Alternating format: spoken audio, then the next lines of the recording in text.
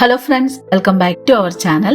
ഇന്ന് ഞാൻ എത്തിയിരിക്കുന്നത് ഒരു അടിപൊളി ചെമ്മീൻ വടയുടെ റെസിപ്പിയുമായിട്ടാണ്. ചെമ്മീൻ വട എന്ന് പറയുമ്പോൾ തന്നെ നമുക്കറിയാം മെയിനായും വേണ്ടത് ചെമ്മീനാണ്. അപ്പൊ ഞാനിവിടെ ഒരു 300 ഗ്രാം ചെമ്മീൻ ക്ലീൻ ചെയ്തെടുത്തിട്ടുണ്ട്.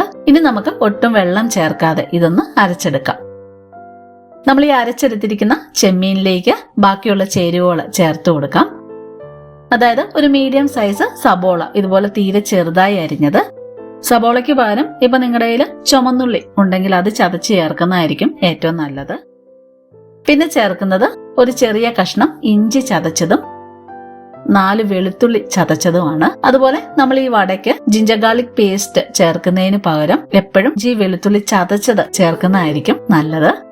ഇനി ഞാൻ ചേർക്കുന്നത് എരിവ് കുറഞ്ഞ 2 പച്ചമുളക് ഇതുപോലെ തീരെ ചെറുതായി അരിഞ്ഞത്. അതുപോലെ നിങ്ങൾ എടുക്കുന്നത് എരിവുള്ള മുളകാണെങ്കിൽ ഒരെണ്ണം ചേർത്താൽ മതിയാകും. പിന്നെ കറിവേപ്പില ചെറുതായി അരിഞ്ഞത്. അതുപോലെ കറിവേപ്പിലയ്ക്ക് പകരം നിങ്ങൾക്ക് വേണമെങ്കിൽ മല്ലിയില ചേർക്കാവുന്നതാണ്. ഇനി നമ്മൾ കുറച്ച് പൊടികൾ ചേർക്കുകയാണ്. 1/2 ടീസ്പൂൺ മഞ്ഞൾപ്പൊടി, 1/2 ടീസ്പൂൺ കുരുമുളക് പൊടി, കശ്മീരി ചില്ലി പൗഡർ 1/4 ടീസ്പൂൺ. പിന്നെ നമ്മുടെ ഈ ചെമ്മീൻ വടയ്ക്ക് നല്ലൊരു മണവും രുചിയൊക്കെ കൂടുതൽ കിട്ടുന്നതിന് വേണ്ടി 1/2 ടീസ്പൂൺ പെരിഞ്ജീരകം പൊടിച്ചത്, പിന്നെ പാകത്തിന് ഉപ്പ്. ഇനി നമുക്ക് ഇതെല്ലാം കൂടി നല്ലവണ്ണം ഒന്ന് മിക്സ് ചെയ്തെടുക്കാം.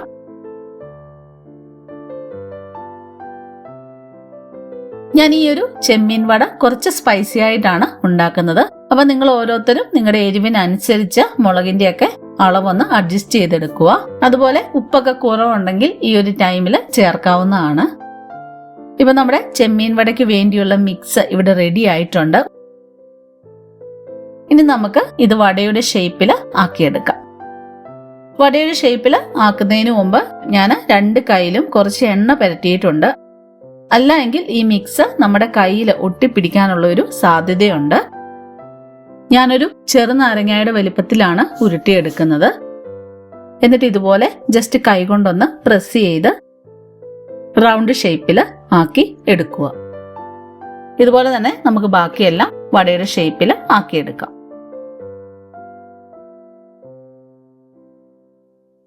പിന്നെ ഈ വടയുടെ സൈസ് നിങ്ങളുടെ ഇഷ്ടത്തിനനുസരിച്ച് ചെറുതായോ അല്ലെങ്കിൽ കുറച്ചും കൂടി വലുതാക്കിയോ പരത്താവുന്നതാണ്.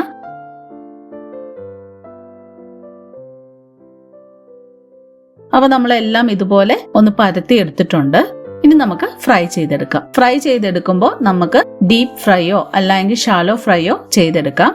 ഞാനിവിടെ ഷാലോ ഫ്രൈ ആണ് ചെയ്യുന്നത്. അപ്പൊ നമുക്ക് ഈ ഒരു പാനിലേക്ക് 2 ടേബിൾ സ്പൂൺ കോക്കനട്ട് ഓയിൽ ഇട്ട് കൊടുക്കാം.